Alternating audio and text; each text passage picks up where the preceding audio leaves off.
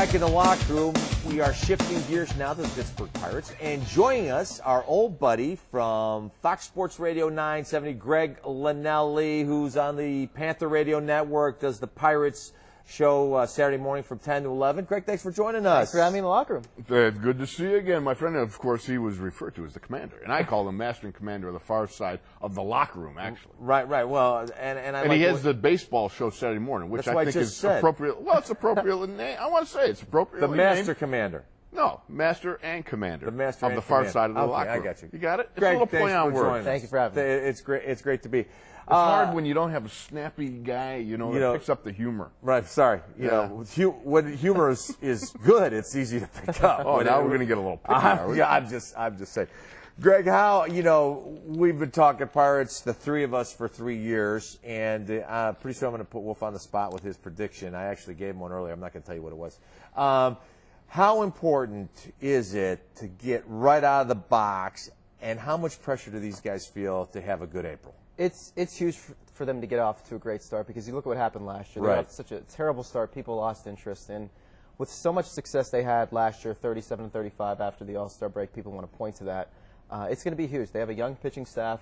They have some guys they brought in that have another year in the big leagues, Polino, LaRoche coming in at first base. So you take a look at that. It's important for them to get off to a good start just for the interest point of view. LaRoche, is he related to that guy that has LaRoche College or anything like that? He might be. I was just wondering. Never know. Okay, tell me about Ronnie Polino. He's got his nose. Yeah. Ronnie Polino, he had a torrid spring. He had a torrid spring, and I think the one thing that they like that's constant about Ronnie Polino is the fact that he can handle the pitching staff, and that's one of the reasons why they like his leadership skills so much. Yeah, he can hit, but the way he's going to handle that young pitching staff is going to be huge. What is the key thing to handling a pitching staff? I don't get it. They go what? They go out to the mound and they say, "Hey, calm down," or hey, I'm going to blast you right in the schnoz hole if you don't get hold of it. Well, when to go to the mound when maybe a pitcher's struggling, a certain pitch, a certain selection in terms of who's up at the plate, who's running. Those are different things, and just the way you're in the clubhouse with some of those players, the camaraderie they have between each other. Greg, my main man predicted last year. You remember he predicted 90 wins for the Pirates, and he was slightly off. This year he's going 81 wins. I think he's. I got it worked out here. I did the math. Yeah, what is it? It's 83 and 82. They're going to be one over 500. There you go. 83 and 82. Yeah. But you told okay. Okay, so the over and under 500, and I'm gonna put you on the spot, Greg. Over or under? I'm gonna say under, just because it's tough with those young pitchers. You just don't know how they're gonna perform. If they pitch well, they have a shot. But so many things have to happen for this team. Look, they had the batting champion, Freddie Sanchez, last year, and that still wasn't enough. The young pitching staff, if they pitch well, they have a shot. But there's still a lot of question marks on this team. Speaking of Sanchez, the man starts out the season on the DL. Tough break for the Pirates. We mentioned at the beginning of the show here how important it is for the Pirates to get off to a great start, and you have your best hitter, arguably your best hitter, starting off the bench. So it's going to be one of those situations where you have a guy like Jason Bay, LaRoche, Jack Wilson are going to have to step up and pick up the slack. Greg, how much pressure is there on Duke and Ian Snell and this young staff? I mean, every time they pick up a paper, they're reading how the young arms, and so how much pressure do you think these guys feel it? I think there's a lot of pressure because, one, these guys aren't 21, 22-year-olds anymore. I mean, these are guys 24, 25-year-olds that are ready. They had some time in the minor leagues. It's time for these guys to produce. I mean, we've been hearing about these guys for so long. That's been the problem with some of these fans, the Pirates fans. They've been impatient because you heard about Schmidt, you heard about Loaiza, you heard about Lieber, and they never came through. It's very important for these guys to feel some pressure and to deliver in the clutch. What about Zach Duke? I mean, last year he struggled so much in the first innings. I mean, my gosh, he had something like a 7+ ERA in the first inning. He's coming out there. It's, hey, get him warming up early or something. I mean, he just would get out there and get shelled early on. Zach Duke ran into some control problems last year. That was sort of the issue. And let's not forget, too, the other major league hitters had a year to look at Zach Duke. Right. And that's the big thing, the scouting. Everybody has film now. Everybody can take a look at what a pitcher does, what his tendencies are. And that was one of the reasons Zach Duke struggled. Now, he did make some adjustments towards the end of the year and pitch better.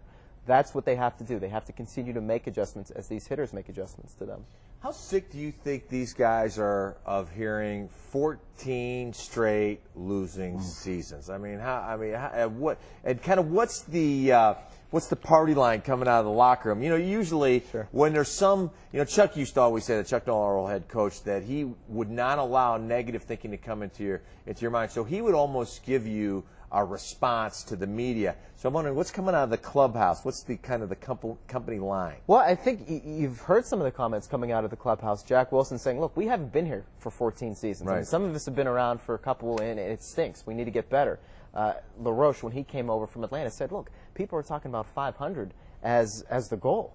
He's like, where I came from, you expected to get to the playoffs. So I'm not sure it's the company line anymore. I think some of these guys understand that we have some talent, we can get better, and 500 really isn't acceptable. Jack Wilson, obviously he's going to probably be the number 2 hitter. What's with the number 2 hitter? It seems like nobody really wants to take command of the number 2 spot. Well, the key with the number 2 hitter is your leadoff guy has to get on base. Chris Duffy has to get on base. Now, your number 2 hitter generally is a guy that can control the bat very well, move runners over, sacrifice yourself for the betterment of that lineup. Jack Wilson's a guy that can do that. He can hit it to the opposite field. He can bunt. He can do some things to set up Freddie Sanchez, LaRoche, Jason Bay. So the number 2 hitter, although Jack Wilson doesn't walk a lot, he's a guy that can put a bat on the ball, is not going to strike out a ton, and he's going to move the runners over, and that's what you're looking for. Greg, talking about LaRoche, he put up huge numbers last year in Atlanta.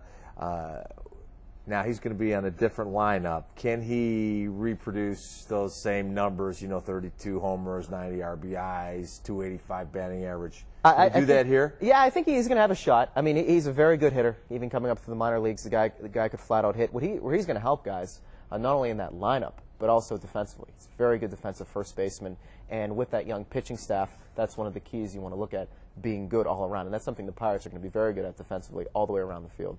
Now, I was really excited because Big Country made the roster, right? He batted like 303 in the spring or something like that. 6 home runs. Yeah, I mean, now he's, playing a spot he hasn't played in so long, but what's the turnaround? Last year he got in, 18 games or something? I mean, that's really an amazing turnaround for that big boy. He had 6 homers last year? How many? No, well, for spring training. Yeah, for spring training, he was hitting come on, cover get off with the ball. it. We're on spring. Remember, he was injured last year with the hand injury. He had a relocated thumb. Yeah, he was out. Right, dislocated. Dislocated thumb, so he's pretty much out all of last season. Right.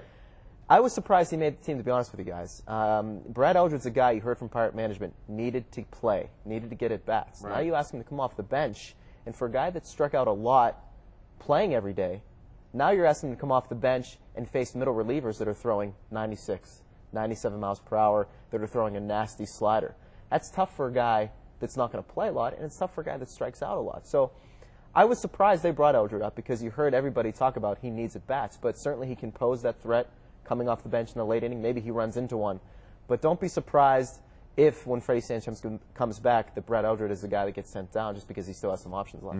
He said when he was hurt last year, he started watching a lot of tape. Yeah. And he noticed something about his swing that he's made a minor adjustment to. It'll be interesting. I mean, when you see that kind of size and the ability to crank him over the scoreboard, I mean, every time he gets up, the fans. He's a large guy. I mean, yeah. when we were down in spring training when we were doing a morning show, I mean, he was 6'5", 280. Yeah, he's like a hoss. He's a big boy.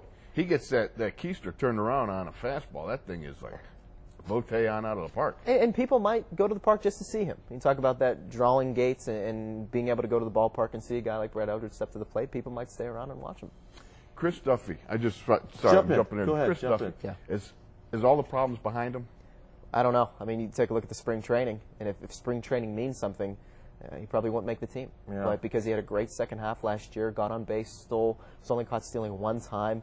He's a guy that's so important. Talk about the pitching staff for the Pirates being competitive. Chris Duffy, for this offense to go, has to get on base. That's the bottom line.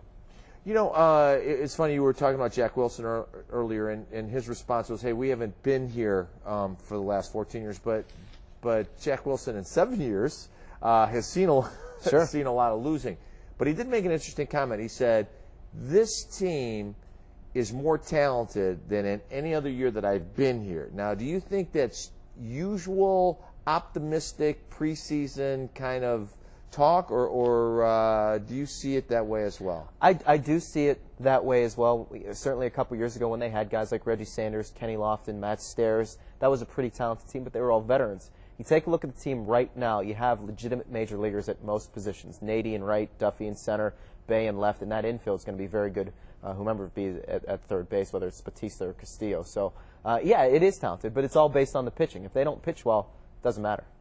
Well, Greg, thanks for joining us. And you can catch Greg Linnelli every Saturday morning at 10 o'clock on Fox Sports Radio 970. And will you come on with us again? Absolutely. Great insight. Thank you so much. Terrific. Thank you so Greg, much for having What's me. the name of his show? His name of his show is the Saturday morning show. What's it it's called? Pirates in the Morning. No, That's it's right. called the baseball What's show. its show? What's The baseball show. It's The called the baseball show. Pirates in the Morning. No, it's a baseball show. All right. Whatever you want to You don't know nothing. Wolf wants you to I change it know. to the Commander of He's the a- far side of the Right. world. That's right. That's right. He is. All right, we're going to take a break. When we come back, we have a special guest, the great Wolfini. Oh, yeah. Right here in a while.